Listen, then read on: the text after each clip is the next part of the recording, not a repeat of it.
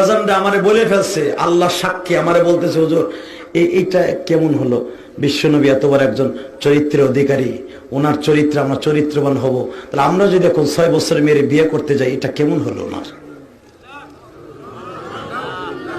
বাজান দুইটা পাও ধরছি। আজকে আমি যেরকম প্রশ্নের সম্মুখীন হয়েছি না, আপনারাও হতে পারেন। আজিজুল হক বুখারীতে লেখছে, মা আয়েশাকে কেন নবী 6 বছর বয়সে বিয়ে করেছে। নবীর ইচ্ছা ছিল না আয়েশাকে বিয়ে করা, কারণ সে তার মায়ের চাইতো ছোট। ফাতেমার বয়স তখন 14, আয়েশার বয়স মাত্র 6, মায়ের চাইতো ছোট। এটা তো দুনিয়ার কেউ মাইনে নিব না। বাইতুল মুকাররমের ইমাম, আপনাকে বাংলাদেশ সবচেয়ে বড় খতিব, যদি আপনার 6 বছরের মাইয়ের বিয়ের প্রস্তাব দেয়, আপনি কইবেন ওই বেড়ার ইট বাইন্দে থো। কথা বল না কেন? আর নবীর বয়স তখন 53 বছর। 53 বছর একটা লোক, সে 6 বছর একটা মেয়ের বিয়ের তো কল্পনা করতে পারে না। কিন্তু যেই জিনিসটা অসম্ভব, ওইটাকে সম্ভব করে দেখাই দিয়েছেন আমার আল্লাহ। কথা বলেন না কেন? মুমিনরা যখন সকল গোজামিল দিয়ে নবীর কর্মকাণ্ডকে জাস্টিফাই করতে ব্যর্থ হয়, তখনই বলে এটা আল্লাহর হুকুমে বা ইচ্ছায় করছে।